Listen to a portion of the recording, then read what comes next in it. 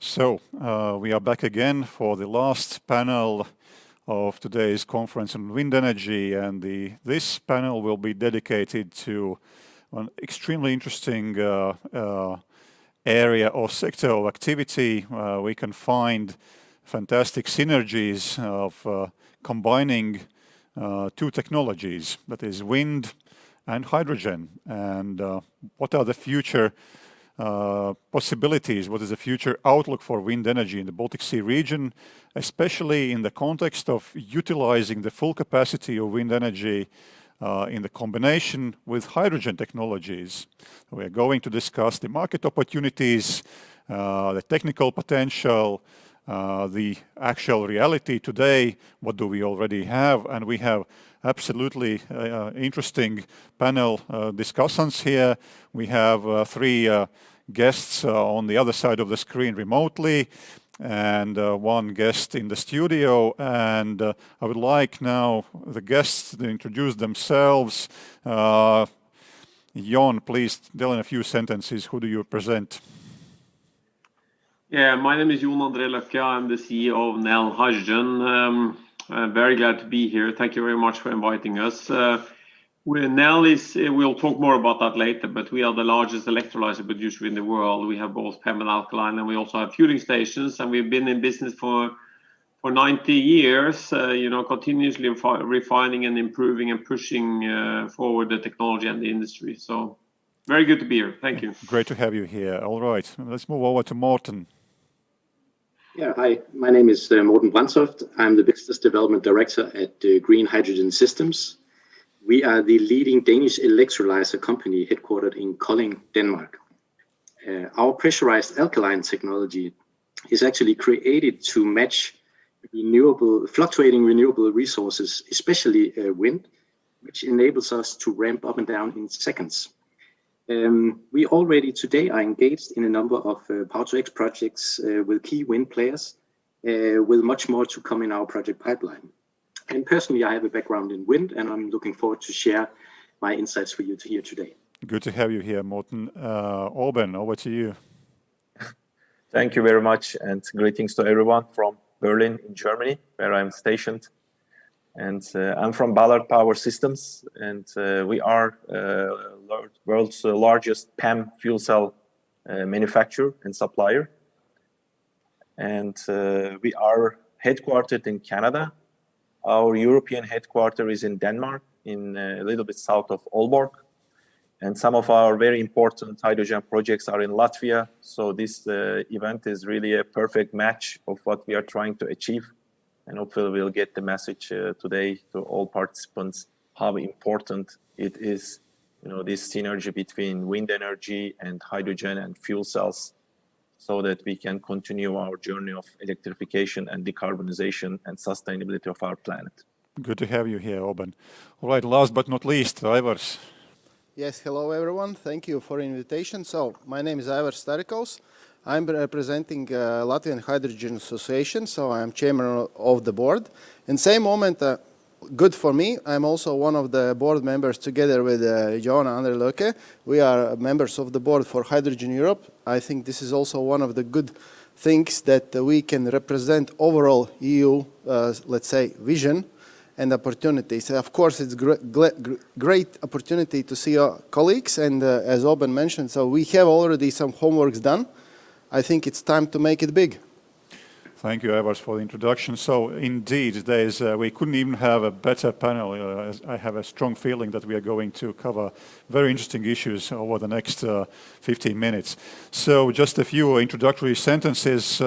We've been speaking also today about the huge potential of wind energy, both onshore and offshore. The difference being that although there is huge potential for more onshore wind, there's even bigger potential for offshore wind.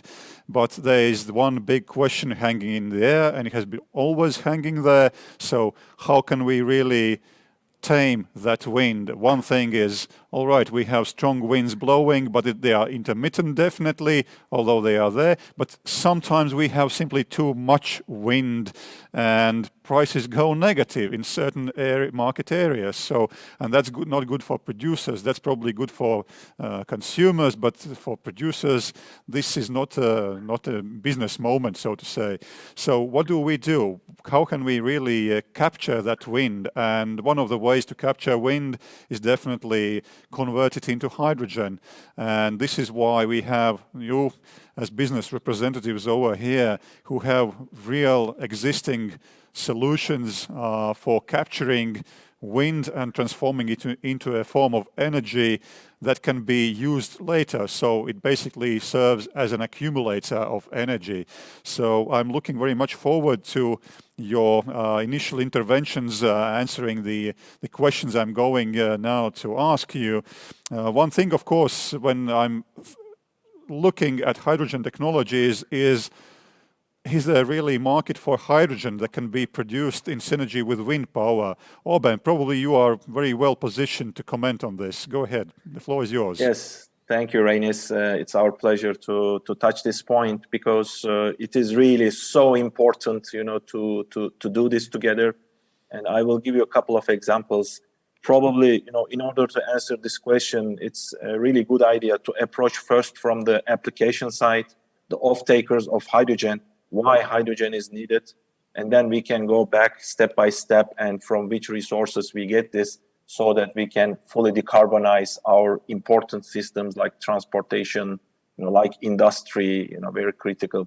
We have very important targets in European Union, and to catch those targets, this collaboration is extremely important. So if you look at from the off-taker side, why do we need hydrogen? We have great opportunities, to decarbonize our transportation system in the first place. Whether this is aviation, whether it's public transportation in the cities, whether it's long distance transportation and trains, ships. If you look at the application side, all these things that I'm counting today have started to use fuel cells and hydrogen, and demonstration projects are completed in a number of industries, products, vehicles like forklifts, buses, ships, trains, the vehicles are on the roads. So basically, we will need hydrogen to fill with fuel for these vehicles. And from that point, if we go backwards, then we come to where the hydrogen comes from. Of course, over the last 10 years, we started using what is available in all regions. And but we know that we need green hydrogen so that we can reach our decarbonization targets. It won't happen without that. And in order, to manufacture green hydrogen, of course, our industrial partners like Nel Hydrogen are doing also their homework. And if you go one step back, then we come to the point, where does the green energy come from? So step by step, we come to wind energy. By now, we know that the regional, the electrification or decarbonization will be a really regional game, which means different regions have different resources and they need to use these resources to the best they can to decarbonize. And that brings us, to Northern Europe, where there is plenty of wind energy, and it makes a lot of sense to use this. And the simple answer is yes, there is a great market happening, as we speak. And looking to the end of decade, probably we are looking, 100 times plus kind of volumes that we will be needing. And in that sense, yes, there is a great market coming up. Great introduction to this. As people always have the question, so, all right, you are putting this technology in the window for sale. Basically, you're saying, well, we have solutions, but is there really market demand? So obviously, you highlighted some of the factors that play in favor of market demand for hydrogen technologies. Moving over to Jon. You are in a company which basically provides the hardware for all of this.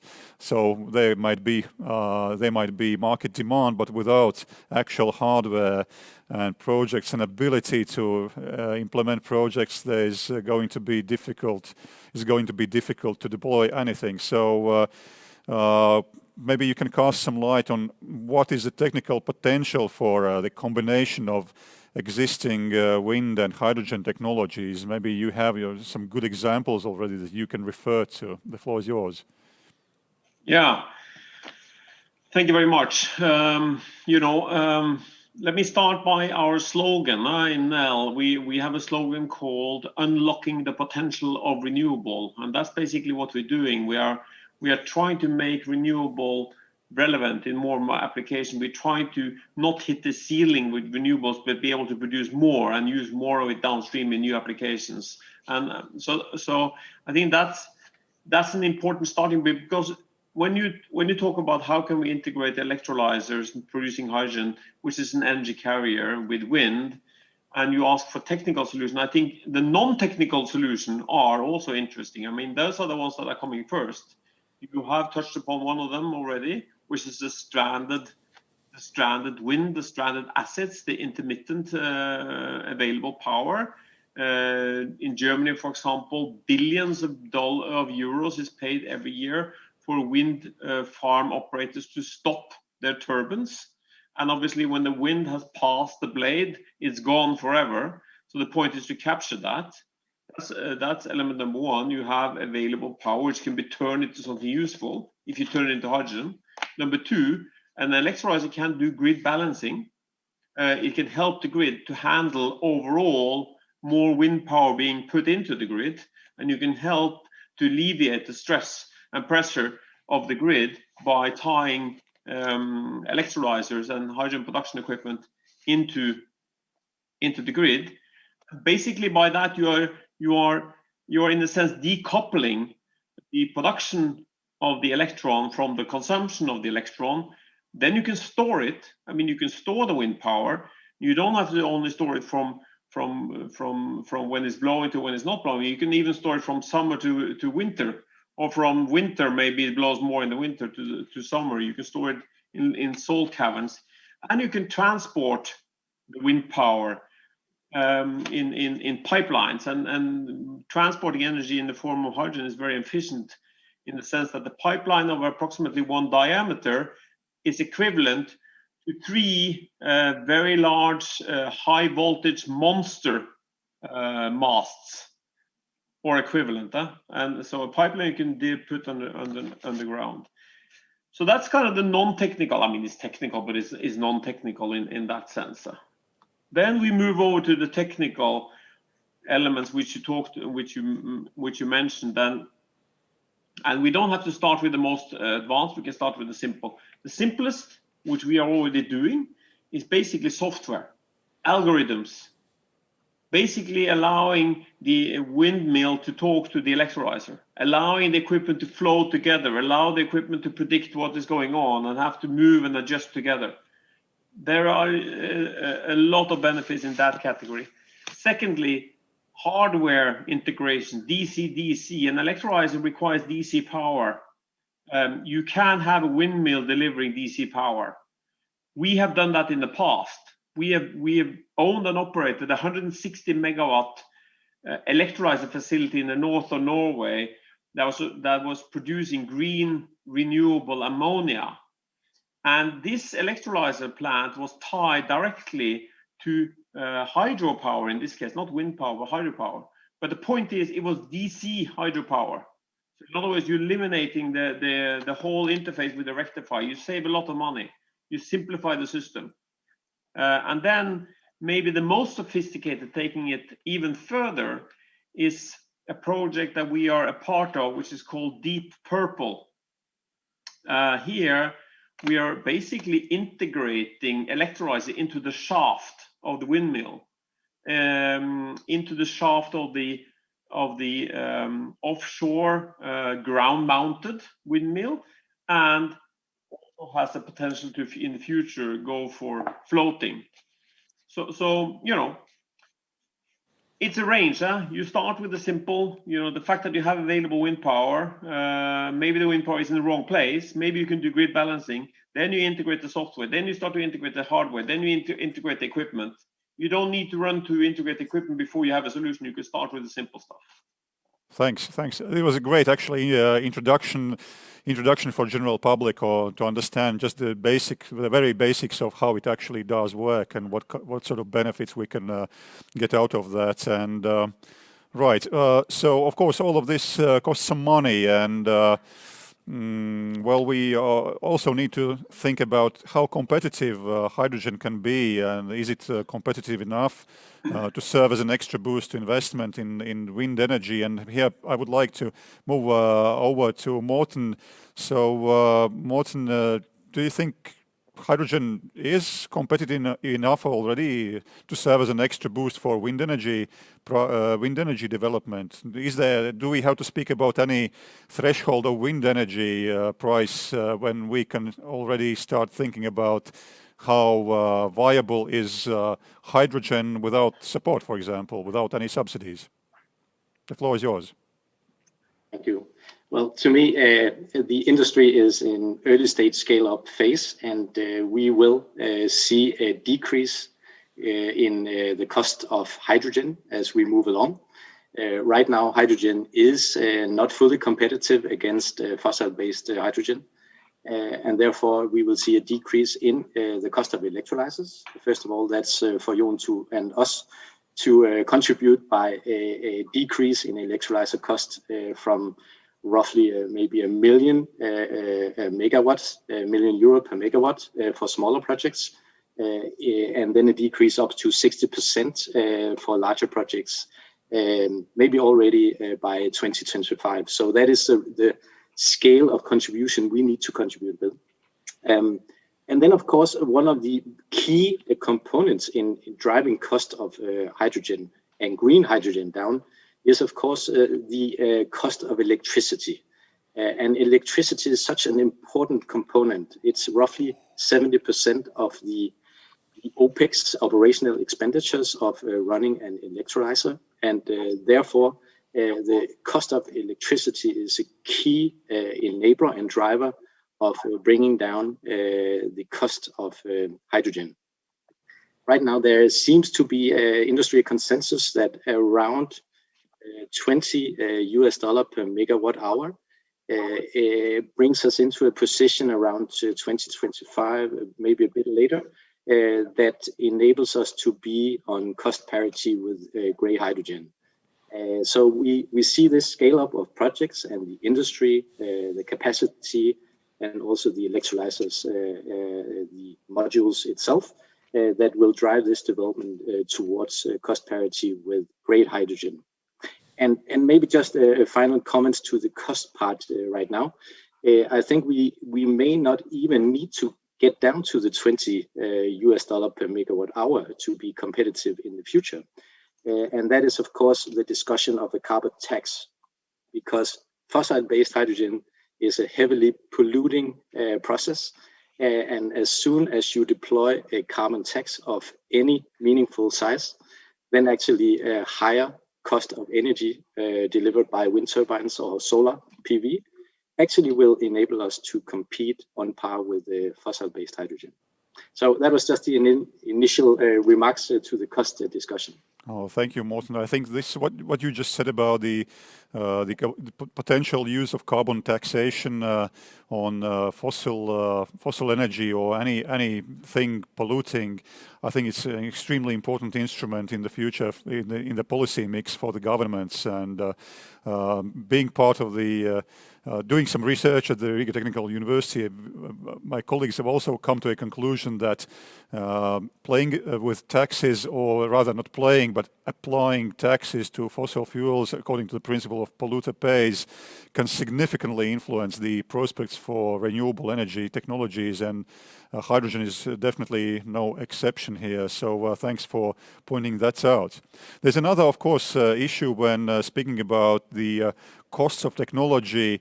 It's about the scale. What is if something is deployed in smaller scale? Definitely the costs per produced unit of energy will be higher. So, Orban, how important is the scale of production to make a good business case out of combination of wind and hydrogen technologies? Have you had already some experience in this? Yes, thank you, Reynes. And I think Morten set the scene very good for this question. You know, his information was extremely critical to what's coming up. And we have targets as industry, as company, as Hydrogen Council, as European Union. And some of those targets are, you know, sometime between 2025 and 2030. We want to be the choice of technology based on business case. You know, people will start using hydrogen and fuel cells not because it's nice and it's fancy, but actually it helps them to be more economical for their businesses. And to achieve those targets, we have set ourselves certain targets, especially as Ballard. We did announce this in September in our investors conference that we are aiming to cut the cost of technology by higher than 70% before the end of decade. And in order, you know, to achieve this, also the hydrogen fuel cell prices must be decreased also by, you know, 60%. Actually, this is a study made by McKinsey. I'll be happy to share with anybody interested in this conference to see. And in that sense, we need to do a couple of things to go there. A part of it is, you know, companies like us, we need to continue developing the technology. We need to continue developing the products, and we need to increase efficiency of our systems. But it's not enough. So we need to scale up. You know, this has been in solar industry, the wind industry is going through that, the battery industry has gone through that, and fuel cells are just starting with that. So we have good potential in front of us, especially looking at heavy duty applications where we use the, you know, products and vessels or vehicles, you know, 12, 16, 20, 24 hours a day, or in case of stationary systems, you know, 24/7. Now, the fuel efficiency and the fuel price dominate the business case. And to reach that, we need to scale up. You know, without an attractive fuel price, we cannot do it, because Morten just said, you know, the 70% is electricity, cost of the production. And if you go beyond in a heavy duty application, you know, the fuel or OPEX, let's put it this way, OPEX is also super dominant. So it just cascades back how important it is to scale up. And the good news is, you know, we have means to reach there. We have plans to reach there. So in this respect, actually, wind energy on a bigger scale comes as a help to developing further hydrogen technologies and driving down the costs, right? Absolutely, absolutely. Okay, excellent. Before going to the introductory round of our first panelist, Aivars here, I'd just like to remind those who are following the conference that there's another poll open on Slido. It's the last one of today, of course. The question is, what do you see as the greatest benefit of wind energy? So it's about basically accepting wind energy as a viable source of energy, but what are the really greatest benefits or biggest benefits from this technology? So you're welcome to provide your answers to that. So slido.com, WindWorks as a code word, and you're welcome to submit your answers here. And now, getting back to the panel with Aivars, of course, previous panelists already casted some lights on the state of affairs with hydrogen and what are the key things we have to keep in mind when looking at the future development of hydrogen. But how things stand currently in Latvia? What is the potential and demand for hydrogen in Latvia? Aivars. Yeah, thanks a lot. I would say pieces of necessary things and messages was already given by previous speakers, and that's good. I will try to put this puzzle together, because basically I like one of the previous panels, there was one great thing said. The hydrogen is, or so to speak, there is not silver bullet available. Hydrogen is not a silver bullet what will solve, but hydrogen basically, firsthand, hydrogen is same as Jon mentioned, hydrogen is just an energy carrier. So to speak, if we have energy available in huge quantities, wind, hydrogen or electrons or molecules, they are just energy carriers to the demand. Simply talking, hydrogen, first of all, enables potential of renewables as itself. so to speak, to collect this renewable energy and then to put further. One thing is to store energy before usage. Second, be energy distribution and carrier till the end use. This means also providing resilience of the energy system as itself, because energy supply for industry or the usage across the country is one of the keys. Because basically, I would say that would be blind approach if we will say, let's electrify everything. But guys, then we will depend only purely from the wires. Therefore, if we have a direct electrification when energy can be used immediately from resource till demand, that's most efficient. But in the moment when we have those mismatches or fluctuations of renewables, then hydrogen plays the main role. We can collect it, store it, and use when it need with highest added value. So, and then end use, of course. What Oben mentioned, transport, industry, heating energy supply, small CHP units, heat supply even. And then, of course, last but not least, is as a feedstock. And that was mentioned also, a couple of samples, that direct wind energy to the hydrogen or direct hydropower to hydrogen, and then ammonia. So chemical manufacturing becomes the key, because hydrogen, good for us, is basically one of the components in most of the chemical products. Green methanol, green ammonia, green ethanol. If we have this resource and feedstock, then this is just our imagination. And coming back to the final, what you asked about potential of Latvia, I would say great potential if we can get as much as possible wind energy, and that was mentioned, in scale makes sense to get it cheaper. As cheaper can be available energy, we can basically have our own fuel for all transportation, heat supplies, everything. So to speak, we can have all our independent energy supply system built on that, with quite simple acceptance that system should be resilient and available for both energy carriers, electricity and hydrogen. Right, well, this was, I think, a very good introductory round of questions, and now we are going more into a live and more dynamic even debate. Questions, actually, I want to refer to a few questions here on the Slido.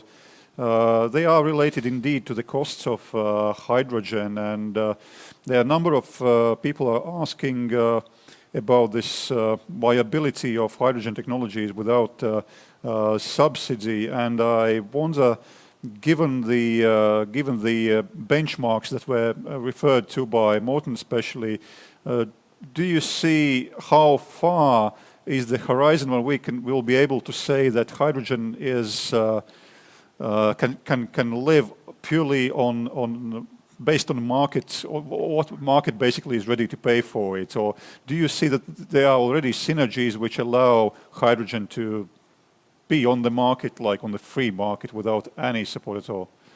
Absolutely, yes. One sample, basically, that was already partially covered, but this is an ecosystem approach.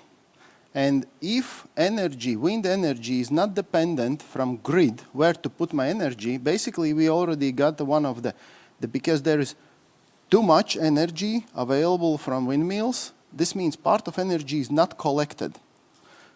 If we can use all that energy, there was mentioned this price level for electricity, but I would say like that, if wind can build a power generation, then hydrogen produced and direct usage without just, let's say, feeding tariffs or something else, but independent, direct energy in this composition, I would say, yes, it makes sense already today.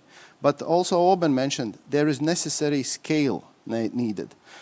Just a couple of samples, so it will not make, honestly, sense with 5 buses to make this happen, because to keep this system maintained is too costly. But if you have a 50 bus fleet, I would say then definitely windmills, electrolyzers, refueling station, and fuel cell buses will make all of them balanced, sufficient business case.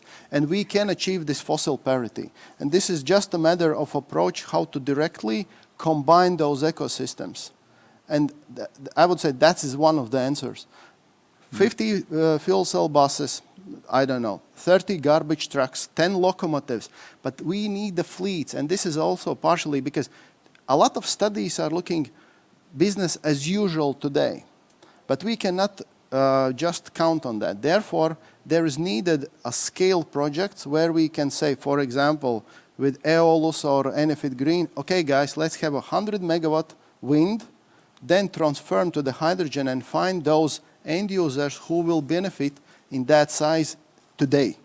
And this is basically one of the answers. We can go and make this project bankable. Right. Morten or Oben, do you wish to add something to what I was just said? Well, maybe I can add a perspective. I think we are talking a lot of costs of hydrogen. But actually, I think we will gradually, as Orban also said, we will see some, you can say, business application unfold as prices drop a bit. But already today, we see some application that actually is, you can say, possible without subsidies. And that, again, reflects maybe not the cost perspective, but more the willingness to pay for a clean solution.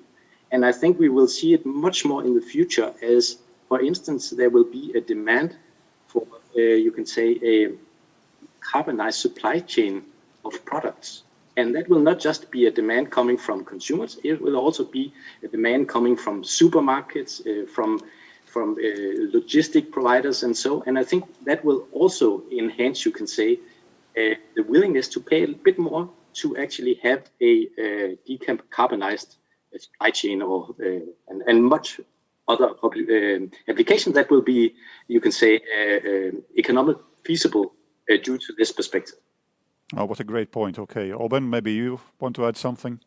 Yes, I want to mention two things. One is the importance. I think we talk about the scale. That's kind of a really low-hanging fruit. We understand we need scale, but it's also very important to have these industrial collaborations. And, none of us will be able to do this alone ourselves. That's why some of our industrial partners like Nel Hydrogen, we have set some partnerships together to bring that scale effect, which Ivars has mentioned, and offer to our customers, the end users, a total package of, okay, these are the, vehicles that you can use. This is the hydrogen you can buy. And this is the, energy that we need to achieve this, and offering a complete package to make this transformation easier. So we are not really looking to 2030 or 2025. We need to do something. Actually, we are doing it now, and we'll be more than happy to explain to all interested parties how we can make it also in their city, in their location, and we are moving ahead. Okay, thank you. Thank you for this comment. Actually, there are a few questions coming into the Slido timeline, which one is about the efficiency of full cycle of hydrogen that is producing green hydrogen and then producing electricity when there is probably no wind or limited wind. I'm not sure. Jon, would you be in a position to comment on this, on the efficiency of hydrogen? And then somebody... Yes, go ahead. Certainly, I can certainly make a few comments on that. But I think, first of all, I don't think it's... I think it's the wrong question. All right, so what is the right question? I don't think it's so interesting because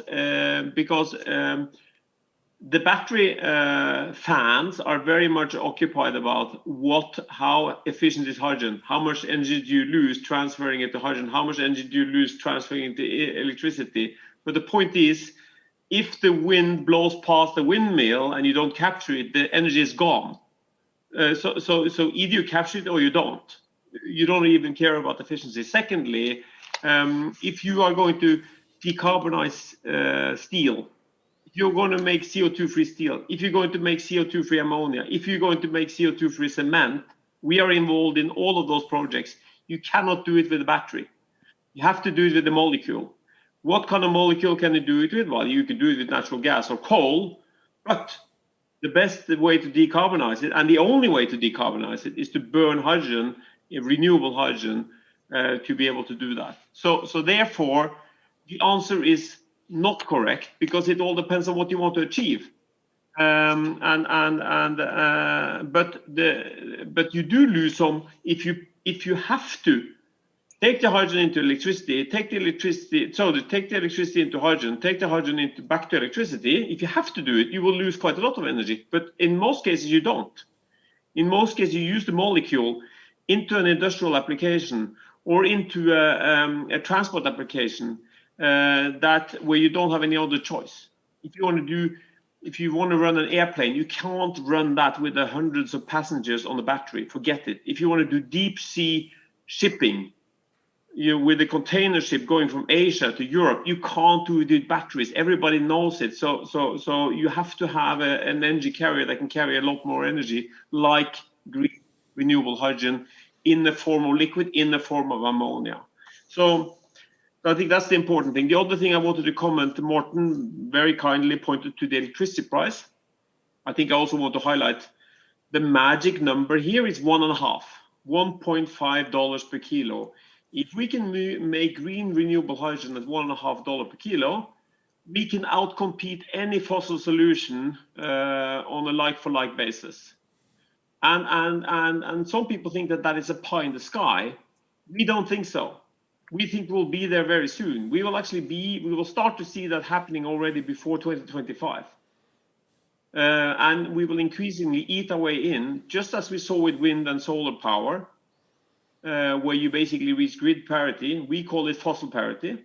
We will eat our way into the market and outcompete the fossil. And then, obviously, if we are lucky enough to get some carbon tax on top of it, that's good. That's going to just accelerate things. I think that's great. If there are incentives in 2022, 23, 24, that can kick things off.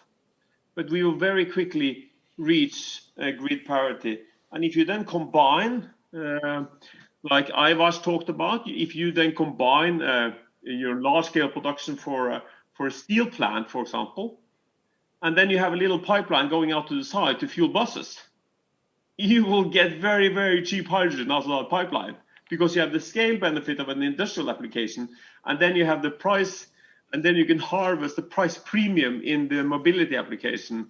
And the magic number in mobility is €5 per kilo. So the willingness to pay for a transport application is a bit higher than the industrial applications. Oh, that's a great comment from you, Jon. Actually, there was a question from one of the followers at the conference that he's writing that I heard that green hydrogen cost is at least 1.5 to 2 euro per kilogram of hydrogen at electricity price close to zero. So you partially already did answer to that question, or is it related? I think the key here, you need to have electricity price in the range of $2 to $2.50 cents per kilowatt hour. $2 to $2.50 cents per kilowatt hour. If you are within that price bracket, you can generate green renewable electricity on par with the fossil.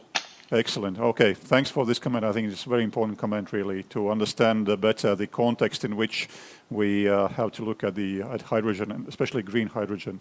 Right. So, I was jumping back to you. You spoke about the ecosystem approach to looking at hydrogen. I absolutely agree that really it's a way, I think, it's the correct way how to look at any energy production technology anyway.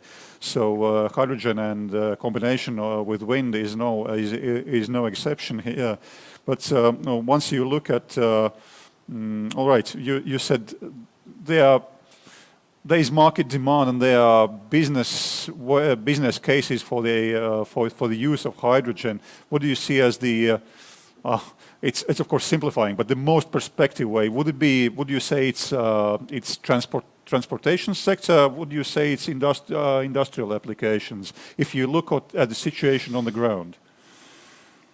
Reality as it is today in Latvia, I would say, unfortunately, I would like to that it should be industry, but we do not have a chemical industry so strong and so big. I would say simplest way and most understandable, yes, it is transport as itself.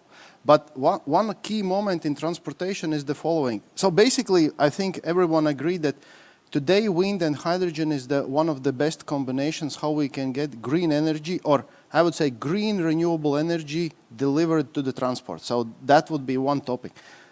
And the key point for transport is the total cost of ownership. Unfortunately, this is the biggest stopping moment of today, because in last years there was a lot of studies for buses, trains 2 years ago, a couple months ago for trucks. The point is always total cost of ownership, what it means. Because everyone usually takes a look, even with battery buses. It costs double as diesel bus. It is too expensive. But guys, if we calculate total cost for lifetime of the bus, then because of the fuel, maintenance, so those costs are balancing out. So this means that transport is not having only one piece of fuel. No, it is 3 pieces: service, fuel, and depreciation. Those 3 things together gives you arguments, is this feasible or not? Because if you will just take one, it's not right approach. And partially this is an answer. If in this way it can be, let's say, calculated, then for buses with right size of the bus fleet, it makes sense today. Definitely with wind energy in Latvia can make a sense and can be business viable. For trains, of course. Honestly, I will not believe that passenger cars, I would say this is we are buying a passenger car because of the feelings. We want a car just to get independence. Therefore, hydrogen makes sense and start today necessary to calculate for heavy duty applications. Trains, buses, trucks, garbage trucks, all the heavy duty, I would say port, aquatoria, ships, that kind of things what are making under heavy loads. So for that, definitely it makes sense. Because again, energy consumption of the country consists from what? Electricity, heat, and fuels. And each segment can be took and analyzed separately. So this gives us also a better understanding which of those segments we can take out of it and change or remove, let's say, take away from fossils and make this business model for that. And this is also much easier to approach because then we can talk directly with OEMs and say, hey guys, I don't know, truck OEMs or or excellent sample can be the railways. So fuel cells, hey Ballard, we need 50 trains, we need the fuel cells for them.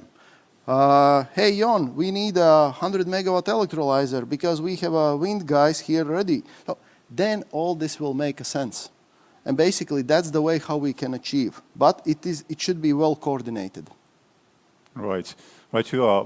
Oben, you mentioned that you have a number of already existing businesses or projects in Latvia. What would you consider the ones which are like pioneering projects really in this sector from your perspective? Yes, sure. And we have one of very interesting demonstration projects with the Riga Satiksme. And some of the Riga Satiksme trolleys actually are using fuel cells and hydrogen as range extender of their trolleys. And this was a unique product. You know, not every city in Europe uses trolleys. Some of the cities use it as it needs electrical infrastructure. And previously, Satiksme used to have a diesel range extender on those buses when they need to go autonomous. And together with our bus OEM partner, we were able to give a solution that is completely zero emission now for Riga. And we are also discussing, as Ivars said, on demonstrating the technology on rail. We are discussing with a couple of other projects and looking at scaling up really. So looking at the magic number of 50 and more vehicles in a centralized area. So that centralized infrastructure makes it really more affordable, where you can refill the vehicles at the same place and then come back to the same place in the evening. And this is what we are doing at this moment in Latvia. Right. All of you actually mentioned that there are business cases, and of course, if we look at how the technologies are developing, it's taking the pace is ever increasing. So it means you can upscale, you can also deploy more. As you deploy more, you accumulate more. Well, it's basically the learning curve, so to say. It improves over time, and it definitely more people and businesses understand the idea of applying hydrogen technologies for their businesses. But would you say that it's actually a question. I'm not sure who of you might be best positioned to answer that, but do you feel also that there is a request from different sorts of businesses, from different sectors, to introduce solutions which are based on hydrogen technologies? Or is it rather you as hydrogen industry going to businesses and trying to convince that, well, we have a good solution for your problem? What is the interaction between the demand and supply, so to say? Is there a balance? I am not sure which Jon, go ahead, please. And then Morten. I'm sure that both of my colleagues here can add more information. But first of all, I think it's not either or, it's both, because as we develop, we make it more relevant in new industries. But you have to kind of think about where we're coming from here. We are actually coming from a place where green renewable hydrogen was a part of our history, our common history. That's where Nel started. We made green renewable hydrogen by converting renewable energy into hydrogen, and then and made it into ammonia and made it into fertilizer.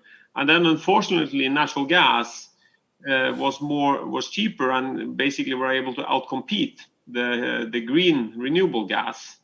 But now we are back. Now we are basically kicking them out again, as we are cutting costs and the cost of renewables is going down. We are going back. So in ammonia production, it's easy. You just replace the fossil molecule with the green molecule, and you ask, who is driving the demand? Well, this is something that the ammonia producers also see. So when we sell a large system to Spain, to Iberdrola and Fertiberia, we don't need to convince them that this is a good idea. They come and say, we see that the market for green ammonia is going back. We see that our end customers are asking for this product increasingly. We see that the cost of the product is going down because equipment cost is going down. We want to start now to enter this market again. We want to reintroduce this, and then they come and order equipment from us. So they are driving it, but in some other areas where it's a bit more difficult, making CO2-free steel is a bit more difficult than making CO2-free ammonia, because then you also have to change the downstream process. So there, we are collaborating, we make some progress, they make some progress, and at the end of the day, you find a solution that basically runs on its own. Great comment. Morten, over to you. I think any sensible business leader today that are having a polluting, you can say, part of their business would be looking into a future where they most likely will be heavily penalized for having carbon emissions. So it should be something that every business leader is looking into, how to prepare to be hit by heavy CO2 taxes in the future to obtain our common goals of keeping temperature down. But to pinpoint one industry that I see particularly progressive at this moment is actually the logistic and shipping industry. We have here in Denmark Maersk, AP Møller Maersk, the great container company, but we also see other logistic companies. They know that they are to decarbonize shipping, and they are starting to order their first, you can say, maybe dual engine ships that can run on green methanol and ammonia or other sources. But that is for sure something that will be demanded. Again, a supply chain needs to be decarbonized in order for them to play a meaningful role in the future. And they know it, and they're preparing for it. Oh, what a great comment. Aivars. Maybe I can add one thing from my side. Yes, Oben, go ahead, please. And we have been over 40 years in this, and we work hard to come to today where we are. But we have seen a magnificent change over the last couple of years. To add to my friends here, we also see now a great support from regulation from governments. And over the last couple of years, European Union announced its hydrogen strategy.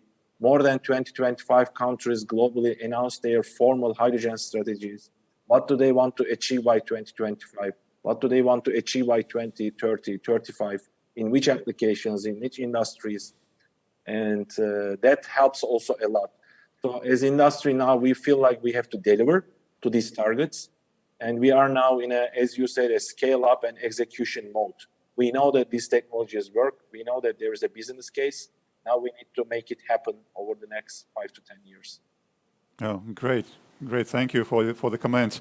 Now we are moving towards the end of the panel. Now I'd like to ask one more question to Aivars. It's about the projected markets. I'm not sure whether in euros or in kilograms or in cubic meters or kilowatt hours, but there's also a question, there have been a couple of questions here on the Slido. What is the current and projected market for, say, next 10 years for hydrogen in Latvia? You probably have some estimates. I know it's a difficult one. You can avoid. I would say like that, at least today in Latvia, I will definitely link my expectations directly with the wind. As stronger will come up initiatives of wind, as better will be direct market of the hydrogen, at least in transportation.